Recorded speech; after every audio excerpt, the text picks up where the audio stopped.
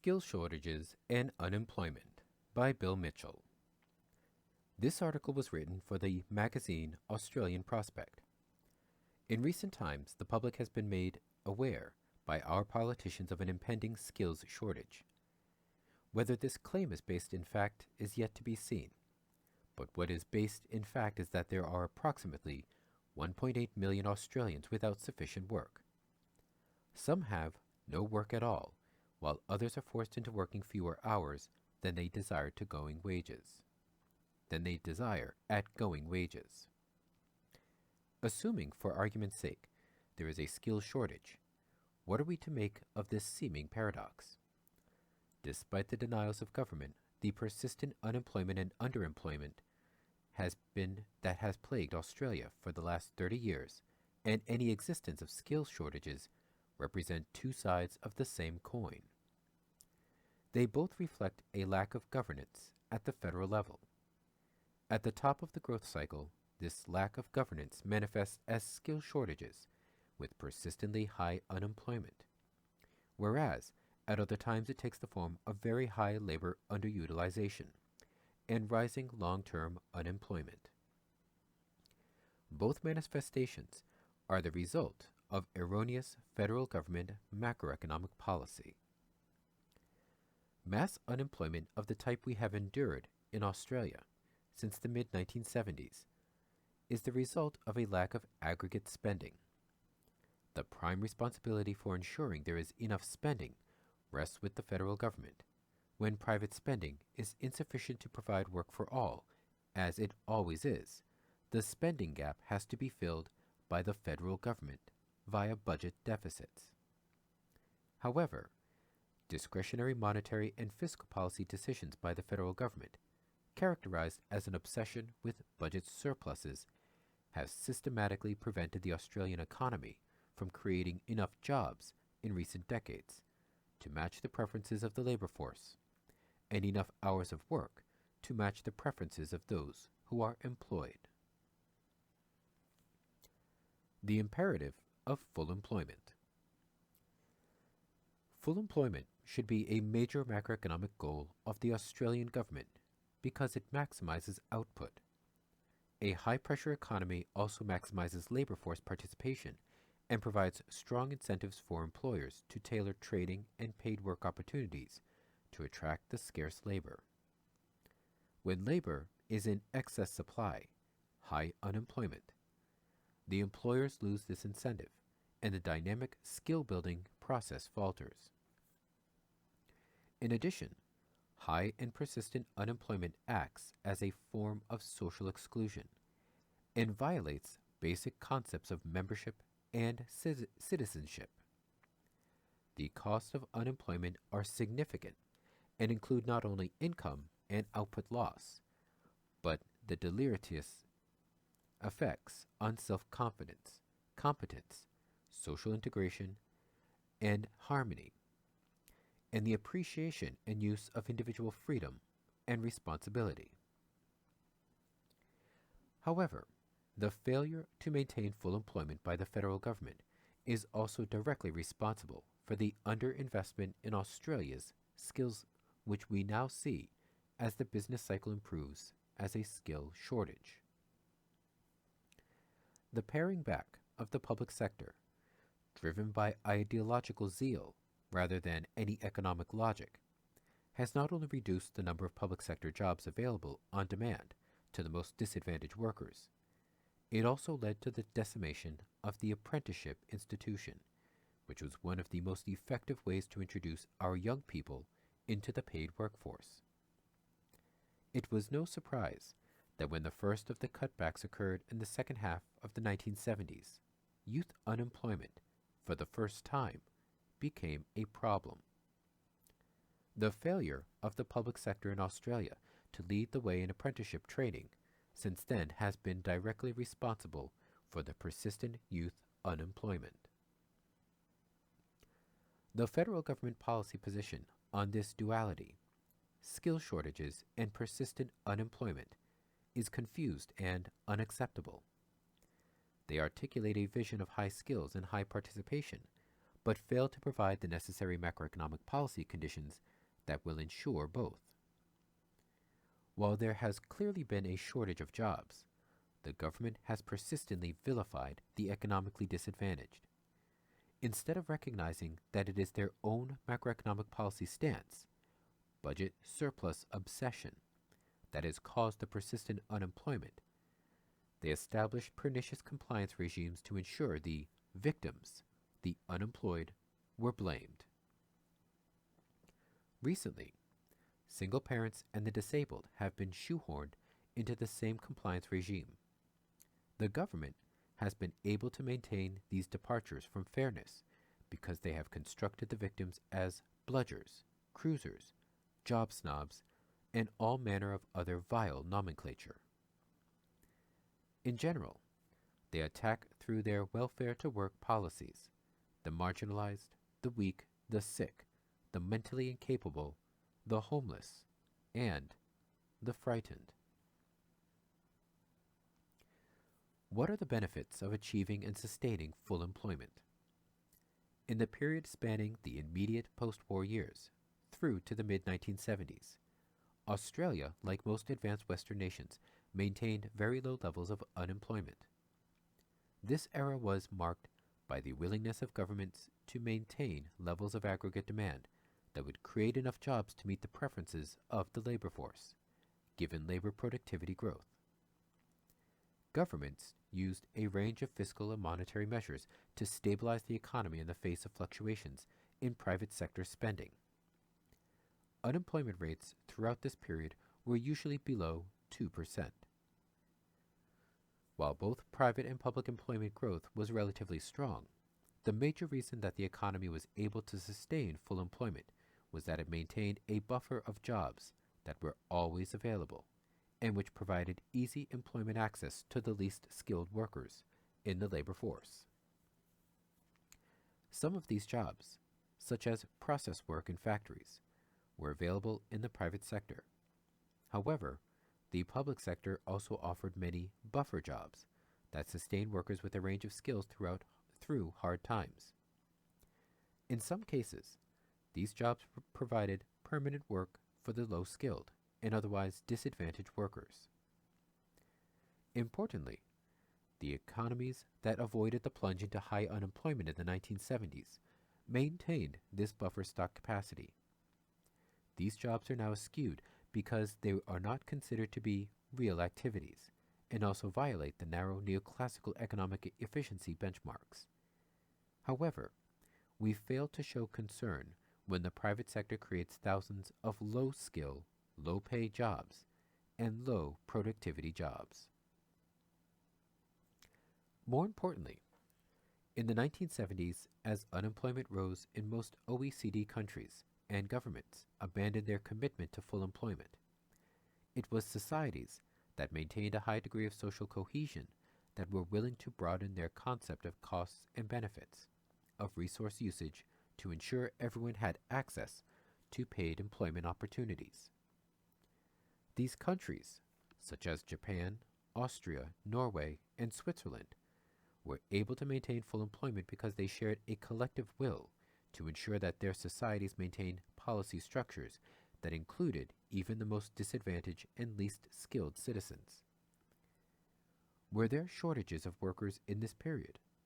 Between September 1966 and December 1974, the average number of unemployed for each registered vacancy was 0.96. That is, there were more vacancies over this period than there were unemployed ready to fill them. The unemployed vacancy ratio in December 2004 was 3.9. 3 unemployed for every vacancy. Since December 1974, it has averaged 10.3. Since March 1996, it has averaged 6.9. However, another benefit from the sustained full employment was that employers were forced to compete for workers as they sought to expand market share. The upshot was that for every job that was offered, a corresponding training opportunity was also created. Moreover, The federal and state labor departments invested heavily in apprenticeships and maintained manpower planning capacities to forecast likely new skills requirements so that policies could be forward-looking.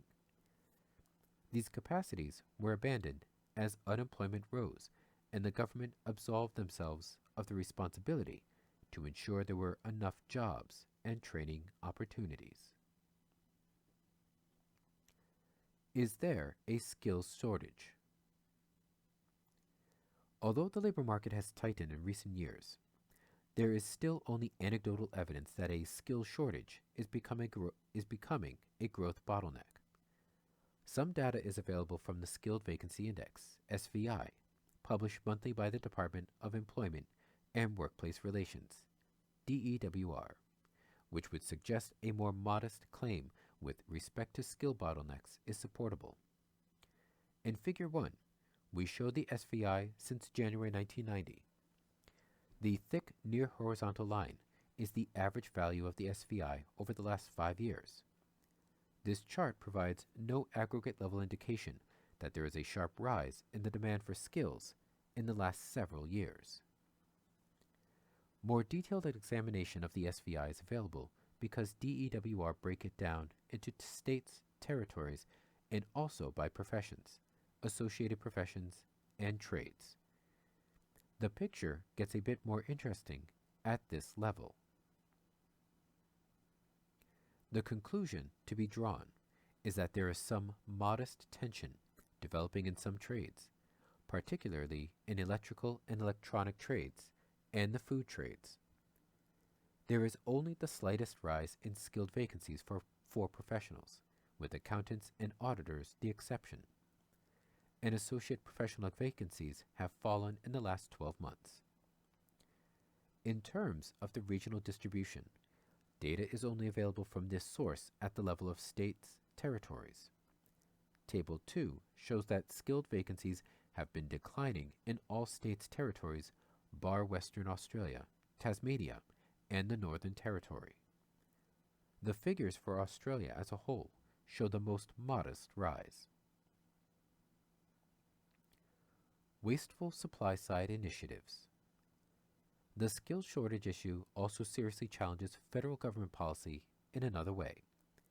The overwhelming emphasis of policy has been to shunt people into the series of active labor market programs within the privatized job network structure, which aim to improve the employability of young and long-term unemployed people.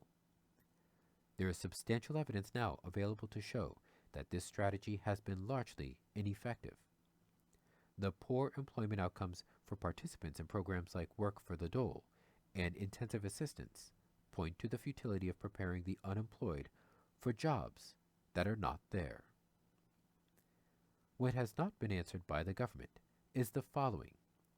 If there is indeed a skill shortage now, what has the billions of dollars that has been pumped into the job network been about? The recognition of the former amounts to a substantial failure of the latter. All the evidence suggests that the supply-side strategy lauded by the OECD has not been effective in increasing the employability of disadvantaged workers. The poor results are to be expected in the absence of policy measures designed to increase the quantum of job. In isolation, supply-side measures merely reshuffle the jobless queue. The clear danger of this kind of zero-sum redistribution is that policies achieve tentative or short-term reattachments to the labor force at the expense of deepening employment insecurity. Labor market instability, poverty, and welfare dependency are not solved by such measures. They are simply redistributed among the same at-risk groups. The way ahead. It is true that most of the underutilized workers in Australia have relatively low education and skill levels. Several points need to be made in this regard.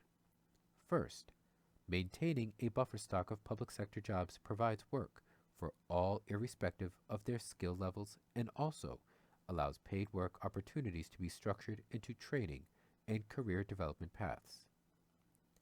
In this way, while the person may initially have low skill levels, Over time, under some circumstances, they can advance. But at any rate, they always have work and are freed from welfare dependence.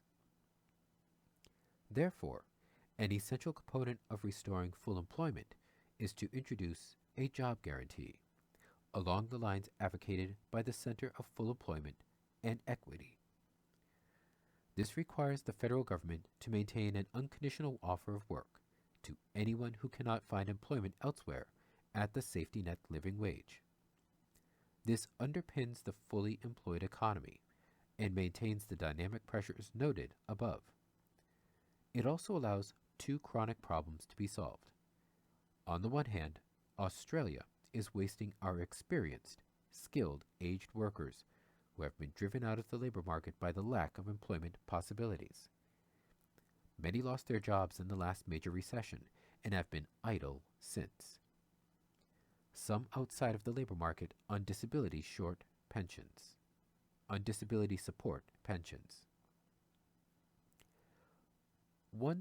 On the other hand, we have immoral youth unemployment problem.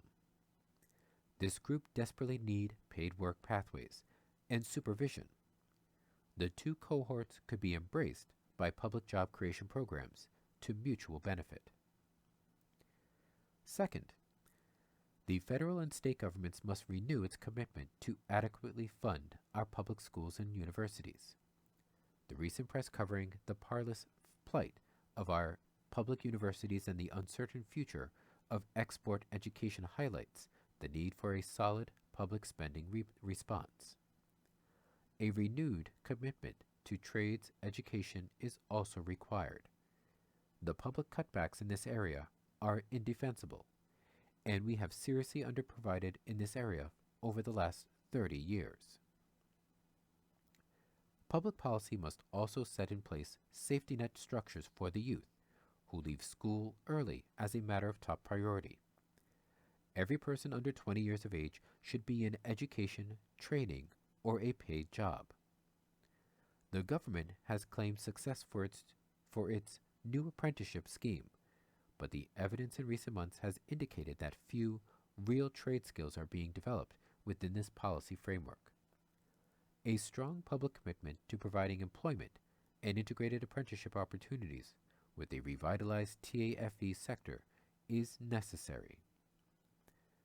Ultimately, investments in human skills and capacity are the only durable strategy, and if you don't spend now on education and job creation, the lack of investment will reduce our opportunities and wealth in the future.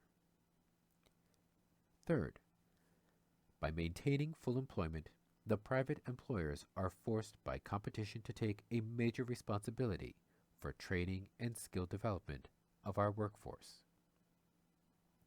Overall, the major failing of macroeconomic policy has been the federal government pursuit of a growth path which is unsustainable.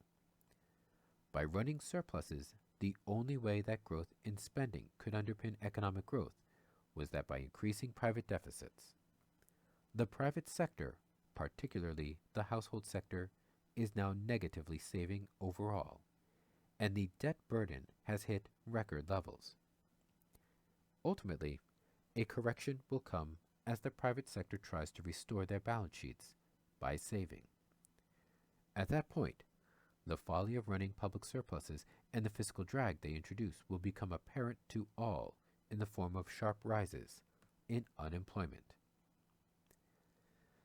What is needed is a rejection of this strategy and a realization that persistent labor underutilization not only generates massive losses to the society and to specific individuals, but it also undermines our future capacity. The federal government has to take responsibility in this regard and ensure that its net spending meets the demands of the workforce for jobs now and the requirements in the future for an ongoing supply of high-skilled and productive workers.